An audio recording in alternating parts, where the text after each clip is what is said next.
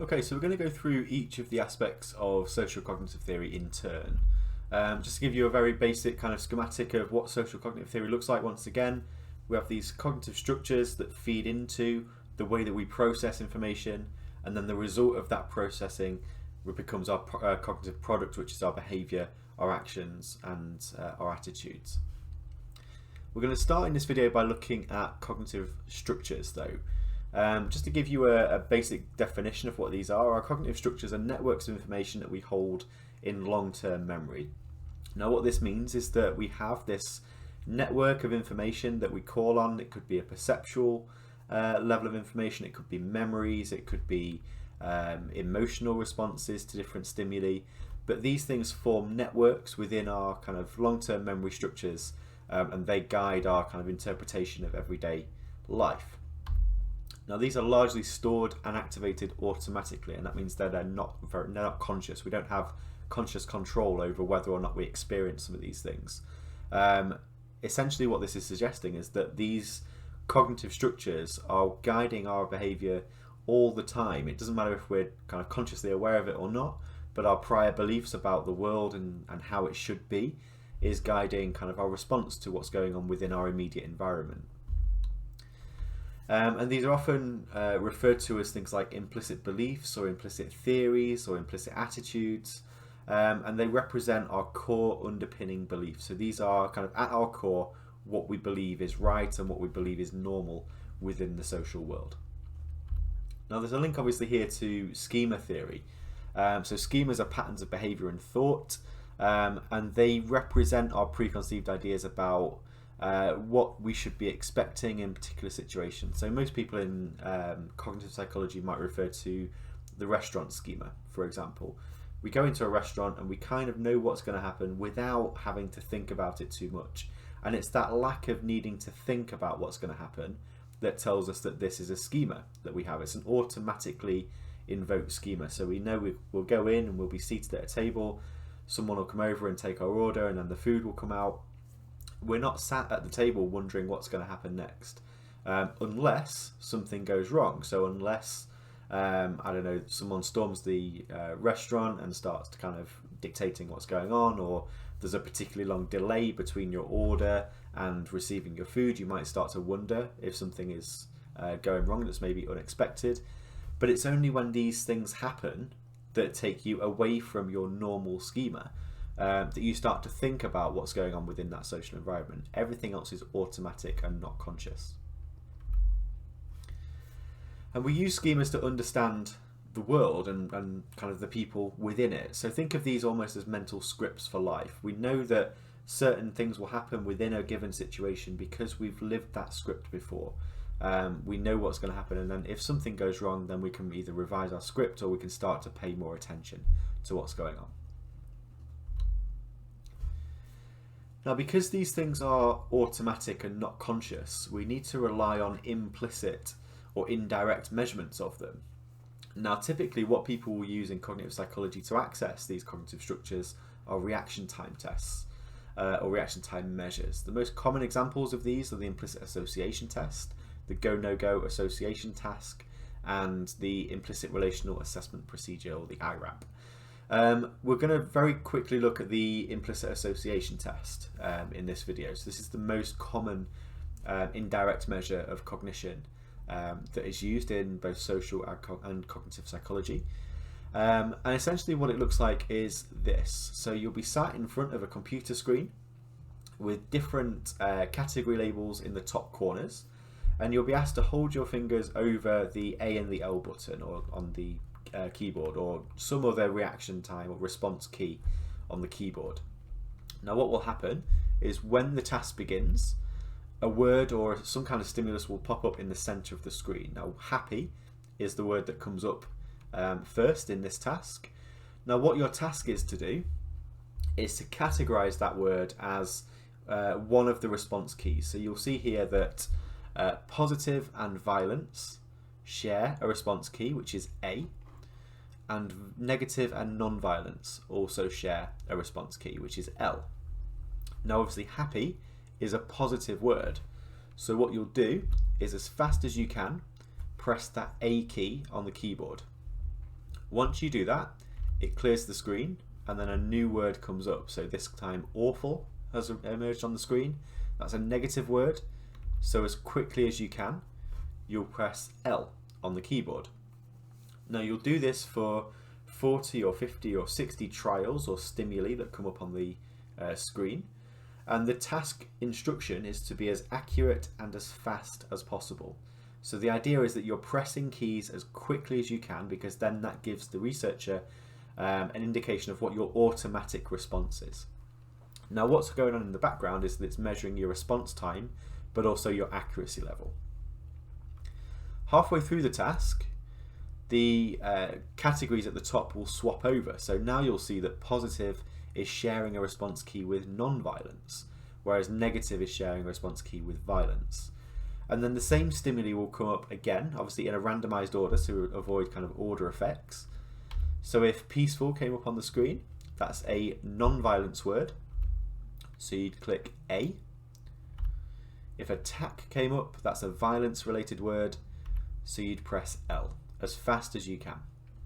Now we know that people will make errors throughout this, and this again might tap into their cognitive structures. So for example, if you were to press A on this final trial where attack comes up, if you were to press A, then that might give an indication that you might associate attack with a positive emotional response. Similarly, if you are quicker to respond in this trial, so in this set of trials, sorry, in terms of associating negative words with violence, then that might be an indication of a negative implicit attitude towards violence. So I suppose that's what I've just been saying in terms of what this is actually measuring. It's measuring the speed at which you can make an association between some kind of evaluation, whether that's positive or negative, or attractive or unattractive, and some kind of object, so attitude object. So in this case it's violence versus non-violence. In the sexual offending literature it could be children versus adults and looking at your sexual attractions to those groups. So yeah, it's looking at the speed of association, and that gives us an index of how easy it is for you to associate positive and negative words with, in this case, violence and non-violence. So we're looking at the associations. This is why it's called the implicit association test.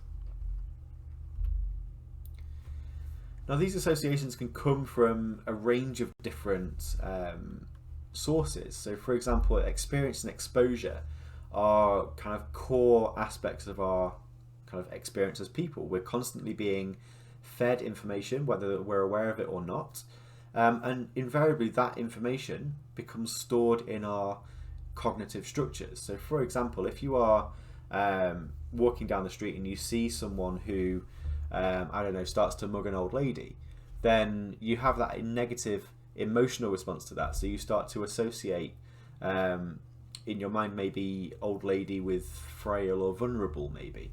That might be kind of an association that becomes more strong as you experience media reports of these types of crimes. So you're exposed to these associations and they get fed into your cognitive structures. One interesting study from, I think it was about 5 years ago, so it might have been kind of 2015 time. It was a study led by Julia Shaw, and what they were looking at was the association between self-identity and a criminal identity among people who were playing Grand Theft Auto. So we know that this is a really kind of, or historically anyway, a couple of years ago, was quite a hot topic in gaming psychology, but also in criminal psychology. Thinking about the effects of media exposure, particularly around violent video games, on particularly young people's emotional development, cognitive development, and potentially related to a trajectory into criminal behaviour. Now what Shaw and colleagues were doing was looking at the difference in me-crime associations. So if we just quickly go back a couple of slides, instead of this being violence or positive and non-violence or negative, it would maybe be crime or non-crime and me and others. So you're looking at the association between crime and me. So self-identity, a self-criminal identity. Now what they were suggesting is that if there is an effect of Grand Theft Auto gameplay on criminal behaviour and criminal identity development, then what you'll see is a much quicker response to the me crime association blocks, either after playing Grand Theft Auto or among people who were playing Grand Theft Auto to a greater degree. So what they did was they took a group of students and they divided them into 4 different conditions. They had a neutral news condition, which was essentially a weather forecast, a violent news condition where it was a story about a violent crime that had been taking place, a neutral game, which is essentially they were still playing Grand Theft Auto, but the instruction was to go into a bar and to order a drink. And the violent game condition was again playing Grand Theft Auto, going into the bar, ordering a drink, and then attacking somebody in that bar. So they were asking people to engage in violent gameplay. Before and after the experimental manipulation, the participants did an implicit association test, which was testing their associations between me and crime, so their self-identity as being criminal. And what they were looking at was the difference in response time. So the higher this bar, the higher the bar in this graph, the quicker they were to associate crime with their self-identity in the IAT after doing their experimental manipulation. So either after watching the news clip or after playing the game. Now what you see is that the only significant difference was in the violent game condition. So those who were playing Grand Theft Auto in a violent way were significantly quicker to associate criminal stimuli with their self-identity after playing Grand Theft Auto in a violent way. It wasn't the case that just after playing Grand Theft Auto they were any different in terms of how they were associating themselves with in relation to criminal behaviour. This is important because it's not necessarily then Grand Theft Auto the game that is causing or potentially causing issues with criminal behaviour, but it might be the way that it's played. Now importantly, Shaw and colleagues didn't actually measure criminal behaviour or violent behaviour after playing this. All they did was they took a measure of the implicit associations, but this does provide some kind of theoretical framework for understanding how gameplay or violent gameplay may lead to a trajectory that could lead into criminal behaviour. Now in terms of the IAT itself, it's quite a controversial tool in that a lot of people have started to think of this as an attitude measure. So high profile examples of the IAT being used will be in relation to racial bias, for example. So do people complete an IAT and have either positive or negative views about white versus black faces? There's also some controversial literature looking at sexism in terms of kind of science versus arts preferences in men and women. There's also stuff around homophobia in terms of how you can measure people's implicit attitudes using the IAT. And there's an issue around kind of, are these things related to actual bias? So if, for example, somebody was to score in a way that indicated they had a very strong negative implicit bias or implicit attitude about black people, is that a true representation of their bias towards black people or against black people in this case? Or is it just a familiarity with social stereotypes? So it might be that there's no congruence between the implicit attitude and the actual behaviour that someone engages in. There's also issues around the reliability and the validity of the IAT. So for example, for a test to be diagnostic in terms of suggesting that it has some kind of meaningful relationship over time, we would expect a very high test-retest reliability, somewhere in the region of kind of 0.8 to 0.9 in terms of a correlation between time 1 and time 2. So for example, if you were to take the IAT on a Monday, you would expect for it to be a diagnostic test to get about the same score on a Friday. Now what Jesse Single has found is that the test-retest reliability of the IAT is quite low. So what this means is that it's maybe driven by contextual factors. It could be related to how familiar you are with the test procedure. It could be about how many IATs you've done. There's a bank of IATs that are online that you can do. So test-retest reliability isn't great, and this is the first kind of red flag for people when we're thinking about is this a reliable measure? If you can score remarkably different from a Monday to a Friday, can we rely on the score that you have at any point in time to be a true reflection of your implicit attitude or your implicit association level? Now, in terms of the validity, we can ask two questions. Are the conclusions fair, first of all? So the difference between having a strong anti-black racial bias and a neutral racial attitude can be about 200 to 300 milliseconds. We're looking at the reaction times of people where we're looking at fractions of a second. Now, some people would suggest that looking at fractions of a second and then essentially diagnosing people as maybe racist or homophobic or sexist maybe isn't a fair way of diagnosing these social issues. But more fundamentally, does the IAT have predictive validity? So does it actually predict any behaviour?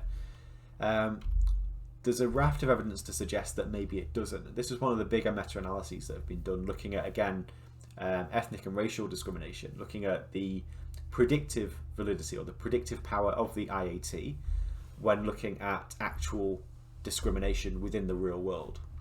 Now, essentially what this study suggests, or what this meta-analysis suggests, is that there is no predictive validity of the IAT. Now, what that means in practice is that if you give someone an implicit association test to measure their racial bias, and you give people an explicit questionnaire that measures their racial bias, so you're asking people kind of quite explicitly and outright, what are your views about racial minorities? Those two things will predict actual discrimination at about the same level.